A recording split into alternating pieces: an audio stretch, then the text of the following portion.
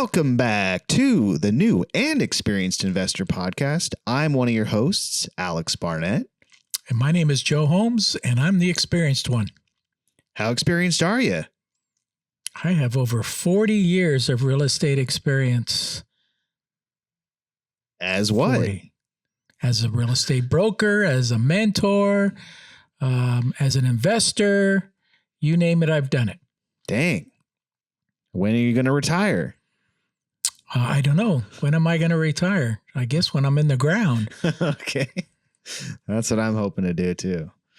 Yeah, it's fun. It's fun out there, you know? It's Absolutely. Full of surprises. Fun every day. Fun every day. The hunt of the deal, the craziness that goes on. And speaking of crazy, you know, I was thinking of today we could talk about as our topic evictions in general. Evictions. Yes, the E word. Yeah, that terrible word. And I see that on Bigger Pockets. I see that on YouTube all the time. You poor people in California have to go through all this stuff. You can't even evict in California. Yeah, I wouldn't. You can't even evict. I wouldn't buy anything over there. Again, I've been doing this for 40 years. I've never had a problem or an issue. And then when issues do arise, yes, you can get them out. I wonder what they're comparing it to, because I believe in maybe Kentucky, it's sort of what they call a shotgun state, where you can go and you can break the door down and drag your tenant out by the collar, and you can have one shotgun in your hand. Is that a thing? I don't know. Is that proper to say nowadays? I don't know. It's like, wow, a shotgun thing. Shotgun state. Yeah, no, we're definitely not that. Okay, because that's what definitely I think people compare it to. Yeah. Somebody brought up at the at your meetup, you know, can't you just take the doors off the hinges? Yeah. And then I have heard that before, you know, from people that are my age that, you know, maybe they used to do things not on the up and up. That's not what occurs today, but yeah, maybe it was, you know, like that before. I mean, I'd never experienced anything like that, but and I think people hear horror stories of things that happen here in California, and so they think that, you know, every property that you buy, there's going to be a bad tenant in it and you're going to have to evict them, which is not the case, not the case whatsoever. And then if you do your due diligence, you know, you do a background check, credit check, application, you verify their employment, all the information that they put on there is correct. At the end of the day, you shouldn't have any issues with tenants whatsoever. I mean, there's always some that slip through the cracks, and I think that's what we're going to talk about today. Yes. One that slipped through the cracks. One that slipped through the cracks. She was very crafty, this one.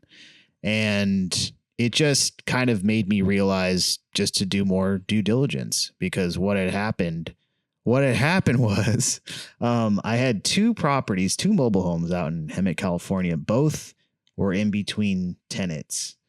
And so, you know, you have your holding costs and all that kind of stuff. So what I was doing is I was actually rushing the process, and I should have just waited a little bit longer to get more applicants, but I kind of went with the first one. She checked all the preliminary boxes, and, you know, she was fine in the beginning, and then it just kind of all unraveled from there.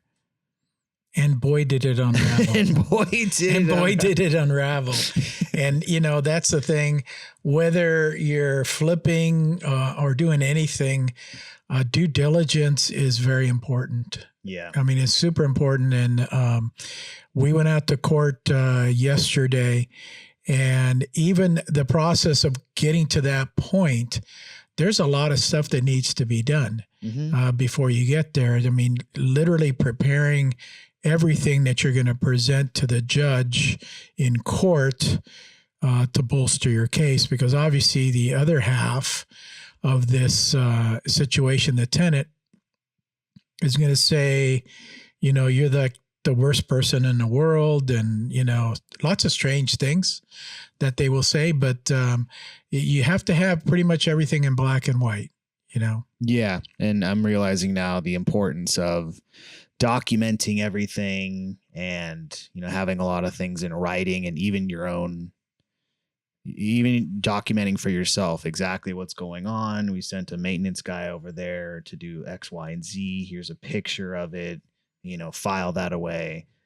And, like most things that I do, I just kind of jump into it and then I figure it out along the way. So that's what happened here. And then once things started getting a little weird, and it was really just her responses to things that she was sending me, because I was managing this myself. And so I was like, oh yeah, and maybe this was the first part. I was like, we just got it rehabbed, so you should be good. But, if anything needs to be fixed, just let me know. And so just left the door wide open. Yeah. And it started with the little, garbage disposals kind of backed up. Okay, send our guy over there, it gets fixed. And then it starts going into, she's hearing a noise outside of the property. She's texting me at 3 a.m. And she's like, is somebody out there that you know? And then kind of saying, then it turns into, I need the bottom of the mobile home locked because I believe that people can be sleeping under there or in the water heater little closet. And I'm like, uh-oh. Yeah, you picked a doozy. Yeah. You did. You picked a doozy. Yeah. And then that's when Lauren was like, hold on, let me look this lady up really quick, just in the Google search. And then we found out that, she was involved in all these other cases and that's, honestly, that's kind of amazing too, because you went ahead and did your due diligence with the application. Mm-hmm. And I don't know how much you did about a background check as far as calling her employer. I didn't do that. And things like that, but you should. Yeah. And then you ran a credit check. Yeah. And a credit check, not a problem. Yeah. There was no evictions, in fact. But then later you just literally did a Google search and you found what? Yeah. She had all these evictions in another state. She had just been suing corporations and colleges and entertainers, her own family. She's one of these people. So she was like a professional YouTube attorney. Yeah, exactly. Yeah. Just, gain knowledge from YouTube, how to be an attorney and how to sue people, but not really having a degree in that. And that's what she was trying to do. And then she was trying to, the nicest word is extort money out of people. That's what she was doing. Yeah. And they would just literally just pay her off just to get rid of her. Mm-hmm.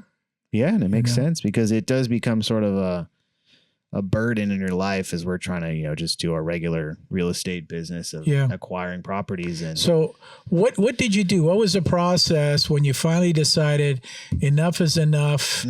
This lady needs to leave. And by that point, she had not been paying her rent as well, right? We were in the middle of doing a repair, and she basically told me that she was going to sue me, right? And in the middle of while we're repairing something, it was like the floor. We're repairing the floor. It was a small little thing that she wanted fixed. And I would always send somebody over right away. And she just kind of started yelling like, well, I'm going to sue you. I was like, oh, that's when it hit me. That's what the whole thing was leading up to. And so that's when I decided, okay, I'm going to need to get an attorney because I don't know where this is going to go. And then basically I did all my correspondence to her through the attorney because that's what she wanted. And so then that was at the end of January. She had paid for January's at the end, and we kind of just had a feeling that she wasn't going to pay for February. February rolls around. We wait, the allotted time. It's about a week, 10 days, and then she still hadn't paid. And so we went ahead and started the eviction. And so she hasn't paid since then. Before that, I believe she had requested binding arbitration. Yes. So she wanted mediation. I was trying to work it out with her, and she was just saying, well, this is beyond, our communication, obviously. So I want mediation. And I'm just kind of going along with everything. I was like, okay, if that's what you want, then let's do that. And not really pushing back. And I realized that was a mistake as well. But she had mediation, and it was a complete waste of time. Didn't get anywhere. That's when she told me she wanted $15,000 to move out. Yeah. And then it kept going higher and higher every time I talked to her. Yeah. Or every time she talked to So, I mean, lawyer. when you had your mediation, it was a professional mediator, and she was basically going back and forth talking to both of you. And she wasn't, you were willing to offer some cash just to get out. Right. But not 15 grand. Yeah, it wasn't enough for her. I said, I'd give you back your deposit. You can break the lease. You can leave. And then she just wanted all of her money back plus emotional damage, I guess. I'm not sure exactly what, but so that did nothing. And so we just kind of started the eviction process, and it took them a little bit to serve her. So I don't know if she was like ducking them or not answering the door, but they ended up getting service. And then we got a court date, and that was yesterday. So let's talk about the process. So the date that you contacted the attorney, you have to give her notice, to pay or quit, basically. And then that's like a 15-day process. And then after that, you had already given her like a 30-day notice or 60-day notice, but she wasn't paying at all. So from that point to the time that they served her, and she actually responded to being served and sued, and just rambling on these papers that I saw. How long was that process? So from the time you contacted the eviction attorney to the time you got into court, how many days or months was that? It was about mid-February to mid-May. So 2 months. Couple of months? Yeah. Okay. Months. So it's not, the world is ending, 6 months, a year down the road, you're going to get to court. It's a pretty quick process. Yeah. It's not that difficult. Okay. So then, everybody's served. Everybody has notice. Right. You have to go to court. Yep. That was yesterday. Yep. We all went to court. I went to court with you to hold your hand. Yes. And Lauren's hand. She was more stressed out than you, but I was nervous. I'm not gonna lie. I've been through lots of these, and I explained what the process was. I explained that you're basically waiting for the other side to show up. You have an attorney that's representing you. They're going to tell you, just when we get up there, just give me the facts. Just literally, what did he tell you? What are the answers he wanted? He said you have 4 answers: yes, no, I don't know, or can you repeat the question? Don't elaborate on anything. Very important. Don't elaborate. Whatever the other side says, you're there because they stopped making their payment to you for rent. And that's the only issue. Whatever other issues they bring up are really not addressed by the court. The only thing that's being addressed by the court is that this person has stopped paying the rent. Okay. So you got to keep that on track. And the judge actually does a really good job. We heard a couple of other cases, and I was very impressed with the judge, and he did a really good job at keeping people on track so that he's not there, till 9 or 10 o'clock at night. Right. So anyways, we keep looking, and we're on what's called first call. First call is everybody that's there, and we're going to take your cases first. And if she's not there, then we're going to wait for second call, it's called. Okay. So we're there literally. They open up the court like at 9, and we run through first call till about 10:30, take a break. And then we come back in second call. Those other people that showed up, and would they take care of them first, get them out, and we're kind of literally almost the last ones in there, and she's still not there. They send the bailiff out to call for her in the hallway. Nobody there. Yeah. So then they go through the process. Yep. I mean, they ask you the questions, what happened? When did this start?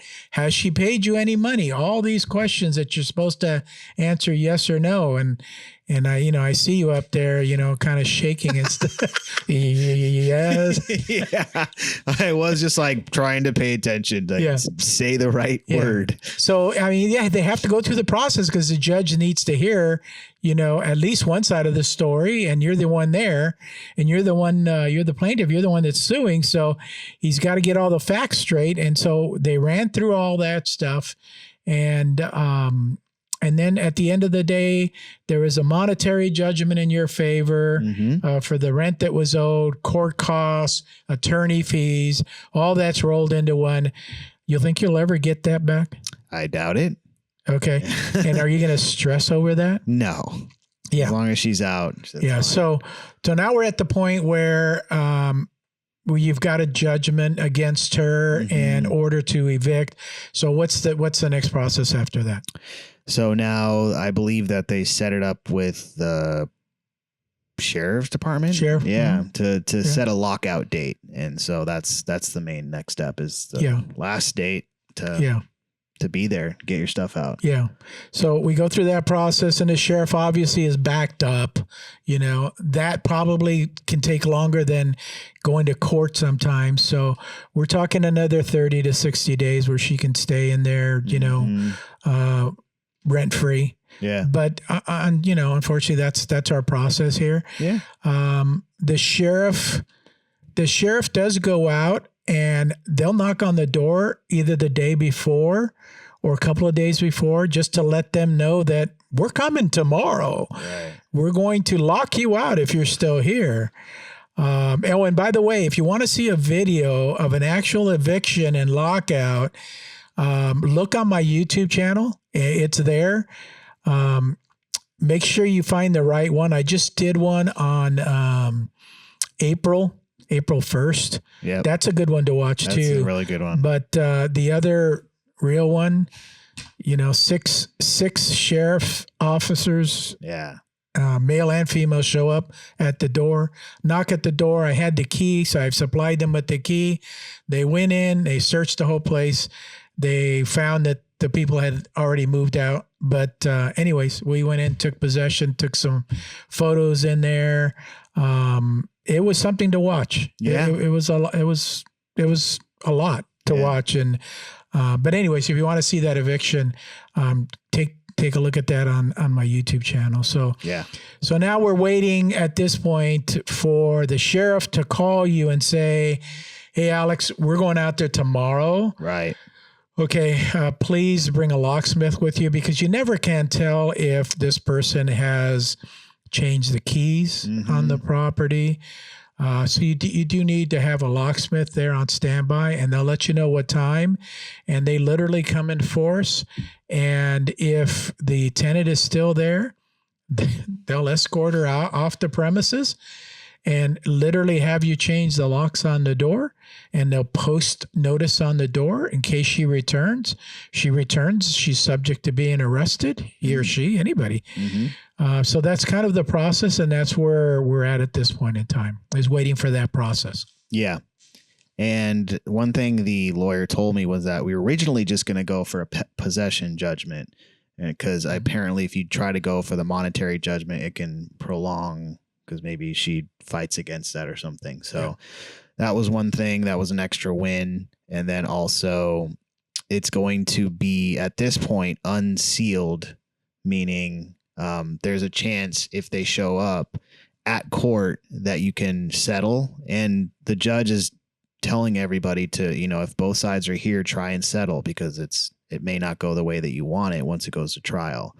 And so she wasn't there to do that. But when I saw a lot of the other cases, they settled, and the defendant, the person who hadn't been paying, requested that it was sealed. And so I'm thinking that happens a lot. Maybe, I don't know if that's just a California thing, but you can seal your evictions. Yeah. And honestly, it's probably just a California thing, because I personally don't think it should be sealed. If you get to that point and, somebody files an eviction, that should be public record so that the next person doesn't fall into that trap like you did. Right.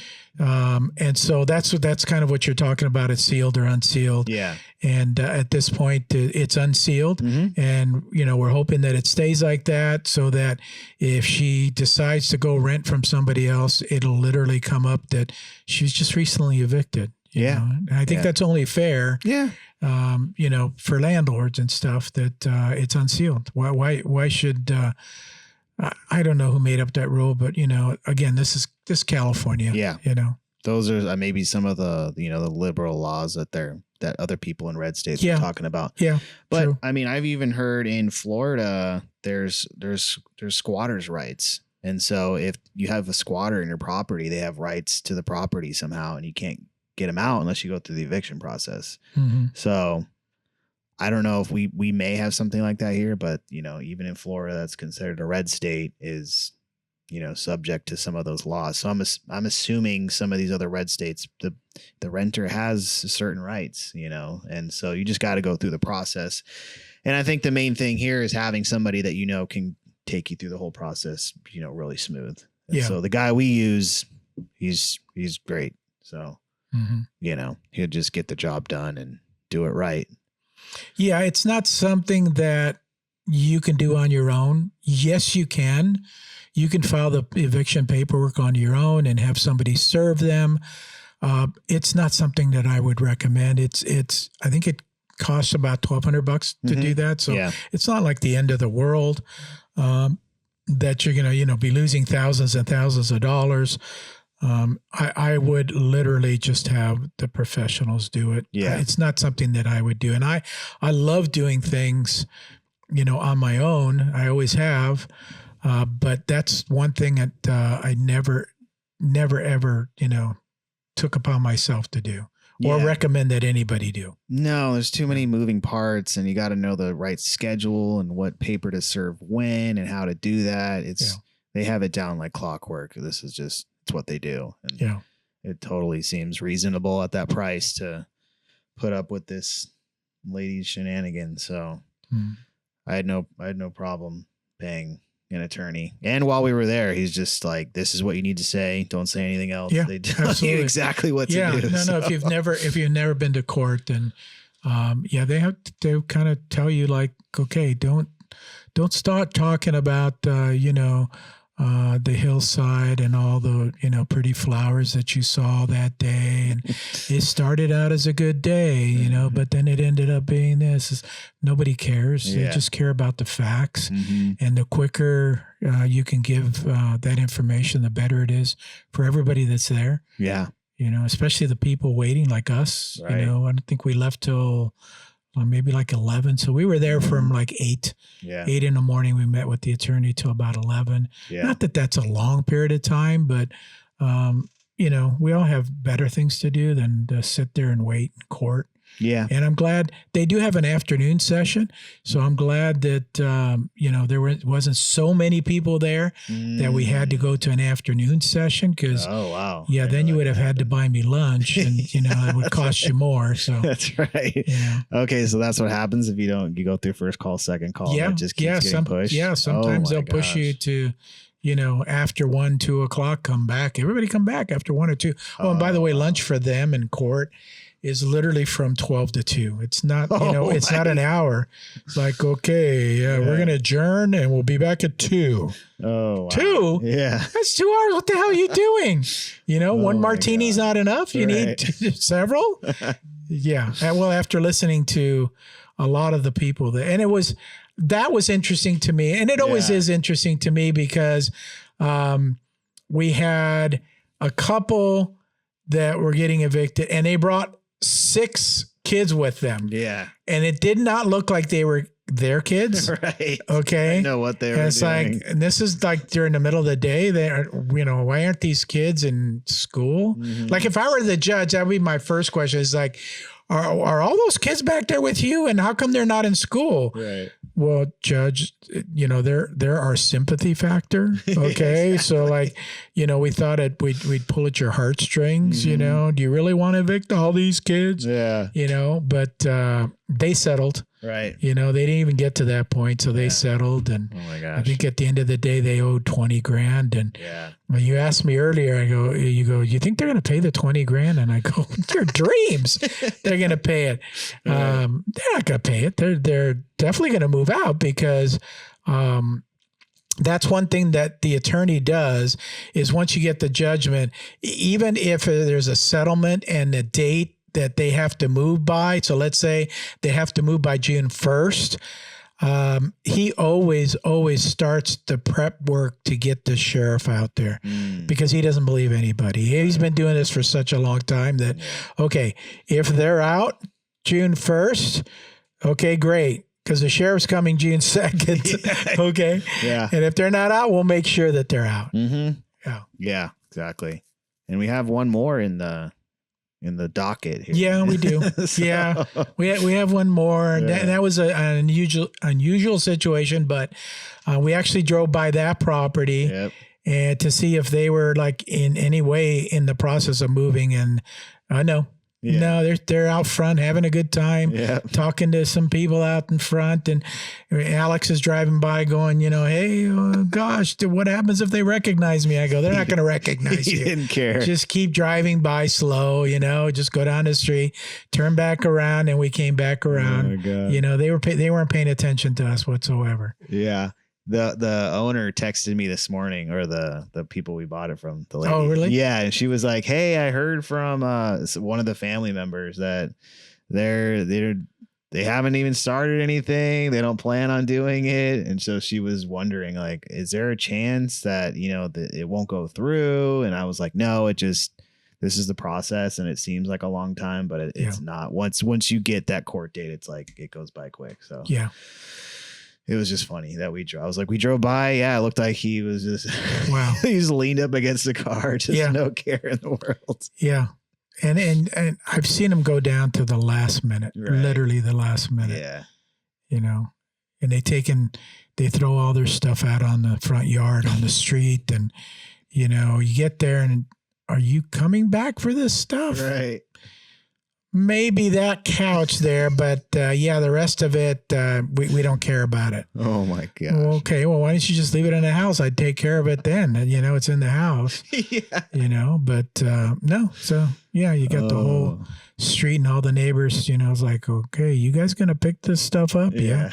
We'll pick it up. Don't worry about it. Interesting. But I totally see tired landlord. I could see that. Now being on the other side, I'm like, okay, now I see why these people are just like, well, if you take care of this tenant situation, I will sell you my property. Yeah. So that totally makes sense to me now, being on the other side, because it's and if you have multiple properties, just dealing with the intricacies of certain types of peoples and personalities, it's can turn into a full-time and sometimes job. People are letting their relatives live in properties. That's a big one. It's like, no, I don't want to deal with it. Can you deal with it? Because that's my son that's living there, or it's like my sister or whatever. Right. So, those are actually good calls because you're there trying to solve a problem. And that's the problem you're going to solve is to get them out of this mess that they're in and inherit, the mess of a tenant in place that you need to take out. That's going to be my next list to pull, is to figure out how to get the list of people that are actually going through evictions. Because I know it's possible, but I feel like that could be a high performing list. So I'm going to start that process soon. Yeah. Go down to the courthouse. Be good. I don't know how you're going to get it, but that'd be good. Apparently you flex the Freedom of Information Act somehow. And really? I don't know. Maybe it works. I don't know. And then you have to befriend the people at the county clerk's office. Is that where they file it? Yeah. Okay. Yeah. Yeah. So maybe they'll go to the one in Santa Ana and see what happens. Yeah. Bring some flowers. Donuts. Donuts. Candy. Yeah. Okay. I guess. I don't know if that still works or not with, this new generation that's on a health kick. Oh, so, true. Yeah, maybe bring something else, some granola bars or something like that. That's right. I don't know. Cold brew coffee. Yeah, something. Yeah. Oh, well, that'll be another episode then. We'll report back and see how that goes. Yeah, sounds great. Awesome. Well, you guys, if you made it this far, please share the podcast with any new or experienced investor. Make sure to check out both of our YouTube channels. He's at Joe Holmes. I'm at Alex and Lauren Real Estate. And we're going to be having some guests coming up soon. We're working that out. So make sure to tune back in, and we'll see you guys on the next one. See you on the next one. Take care.